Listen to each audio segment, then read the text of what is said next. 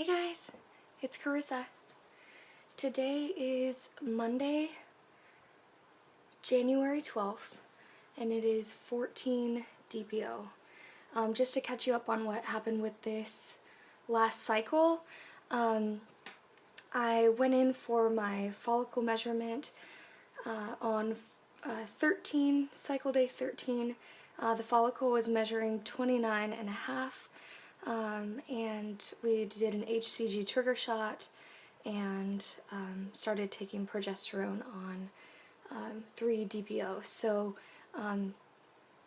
seemingly this cycle has gone on schedule, the Femara worked, and I've just been looking for like pregnancy signs and symptoms. I expected I would have them somewhere around 7 DPO or so. I'm gonna do a live pregnancy test for you this morning. I love watching those myself, and everybody seemed to really like the last one that I did, so I'm gonna do a live pregnancy test for you this morning. I feel kind of iffy about this one. I started testing at 10 DPO when the HCG trigger shot is supposed to be out of your system. However, my fertility specialist told me not to test until 14 DPO. So I started testing at 10. It was negative. I tested at 11 DPO. It was negative. And then on 12 DPO, it was positive. So since it was negative at 10 and 11 DPO, I assume that the HCG was out of my system at that point. So since it was positive on 12 DPO though, that means, and 13, and we'll see about this morning, I assume, I'm sorry, I cannot think in the morning. I assume that it was late implantation, and then, you know, I'm hoping that the HCG is just going to rise. I haven't had, my breasts were sore yesterday, but other than that, I have had absolutely no pregnancy symptoms, not at all whatsoever, and they were just faintly sensitive. So, and that could be signs of my period coming too. So I'm not exactly sure what this is, you know, going to end up being. The line on 12 DPO was much darker, and then it became more faint on 13 DPO. So I'm not quite sure at this point how to feel about this. I'm trying not to get myself too excited because I've seen 2 lines on several pregnancy tests, and I'm super excited about that, but I don't know if it's going to be a viable pregnancy because I expect the line would be darker by now.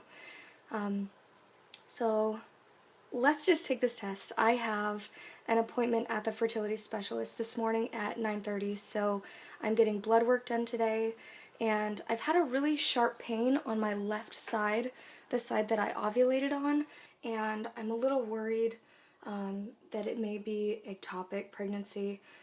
It's been kind of freaking me out, and everything digestive-wise has been regular, so I don't know why that sharp pain would persist. But I'm going to the fertility specialist today, and I'm gonna find out what's going on. I'm gonna have an ultrasound and do blood work. So let's take a test, and then I'll get back with you with the results later.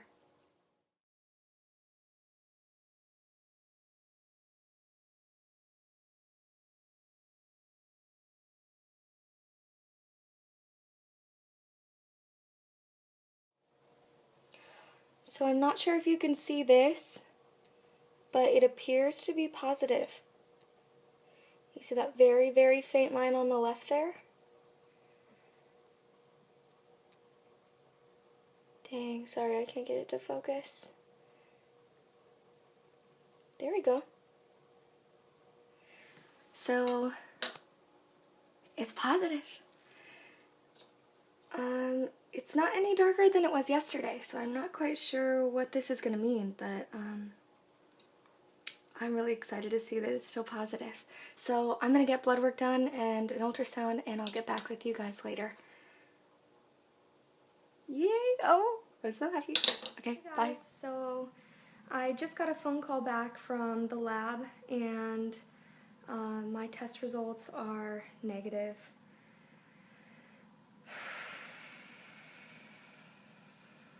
This is so frustrating. So, what they're assuming is that it was another chemical pregnancy, because it was negative at 10 DPO, negative at 11 DPO, and the HCG trigger shot is usually out of your system by 7 DPO, but what the nurse told me is that at 10 DPO it should be completely out of your system. So if it was negative at 10 and 11 and then positive at 12, 13, and 14, then I did have a pregnancy. It implanted, released HCG enough into my system to where I could get a positive pregnancy test, and then obviously lost the baby. So it's really disappointing, and it's just, I'm so like mind-boggled, because on one hand, all the scientific part can add up. Like, the follicles at the right measurement, I got an HCG trigger shot at the right time, we timed intercourse exactly at the right time, you know, we went through the whole routine, and it obviously worked, and I got pregnant. Even though it was late implantation, I got pregnant, and my body rejected the baby. So at this point, it's like, it's so frustrating, because I need some answers, and now it's starting to become a trend, because first it was a chemical pregnancy in September. Was it September? Yes, September, and then I got pregnant right after that, and that was a miscarriage at almost 7 weeks. It was about 6.5 weeks. Lost the baby there, and then another chemical pregnancy. So I'm hoping to get some advice from you ladies. I know that we all watch each other's videos and we learn about this stuff together, and I'm seeing a trend of the baby implanting and then either having a chemical pregnancy or a miscarriage. So I'm getting pregnant, which is the good news, but the baby is not staying. So I'm wondering if you've either been in that situation before, or, you know, if you're watching this video and you have had several miscarriages and there was a trend and you were able to like up your progesterone or do something that enabled you to stay pregnant after, you know, several miscarriages, please tell me, because I'm just at a loss right now. I need to wait until I meet with my fertility specialist again to get some answers. Or if you've watched a video and you've seen somebody else's story, I'd even love to hear some of, you know, those results too. I'm just so mind-boggled about this, and I just don't understand why my body keeps rejecting the baby. It's really disappointing. So, as you can tell, I'm pretty bummed, and it's just, I just have to, you know, stay positive and keep looking at the big picture and just realize that, you know, this was not meant to be the baby that I, you know, the baby that I carry. It wasn't supposed to be the baby that I give birth to. It wasn't supposed to be the baby that I raise. And that is all part of, you know, God's plan, and I just have to trust that. But in the meantime, it's really hard to not have answers. So if you've been in this experience before where you just keep losing the baby over and over again, implantation happens for just a short period of time, and after that the baby is gone, I would so appreciate your input. Anything would be helpful at this point. I sent an email to my fertility specialist, and it looks like I won't be meeting with her until the next cycle, and because I have PCOS and my cycles usually range unmedicated between 53 and 104 days, I don't know when my period's going to show up again. It might be in a couple days, might be in a couple months. So for everybody that has always been so supportive, you know, I watch my subscribers and I know who you are, and I watch your journey too, and even if I don't, you know, even if you don't post videos, I watch your comments on even other people's videos, and I watch your comments on my videos. So thank you so much for subscribing and for watching my journey and this will happen, and I'm confident of that. It's just taking time, and it's getting more and more frustrating because I still don't have any answers. I'm learning more about the technology that goes behind this, and when the technology doesn't work, it's just like, then it becomes my body's fault, and it's like, why is my body failing? So I'm a little frustrated and a little mind boggled, but I'll get through this day, and I will start a new cycle, and it'll be my 7th round of fertility treatments, and this next month will mark mine and my husband's 2nd year of trying for a baby. So, like I said, I know it will happen. That I'm confident about, but I think the more knowledge that I have, the more power I have, and the more that I can do proactively to create a pregnancy for myself. So that's it for now. Thank you so much for watching my video. Thank you for your love and your support always.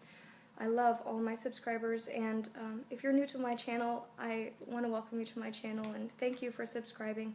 And I'm just going to pull myself together and read all of your comments and just hope to get some information out of this. And I still plan on making a Q&A video. I've been in process of moving, and it's definitely a priority to get my all of my stuff organized and everything just moved in and just in the right spot so that I can move on with other parts of my life and move forward with business and just be extremely organized. Organization is a really huge part of my life, so I need to feel more organized before making my Q&A video, but that is coming, so you can look forward to that. If you have any Q&A video questions for me, feel free to leave those in the comment or send them in a private message if you'd like. I have a whole list of questions that I need to compile together, but if you have some more that you want to ask me, feel free, and I'd love to hear from you guys. So again, thanks for watching, and I'll come out with another video soon. I love you guys. Bye. Hey guys, I was just editing my video and I realized that I didn't say anything about the ectopic pregnancy symptoms. We did an ultrasound today and we found a really enlarged cyst. So that was the cause of the sharp shooting pains in my left side. So I just thought that I would mention that, even though it's kind of a PS. But yeah, I just thought I'd put that in the video. Alright, I'll talk to you guys later. Bye.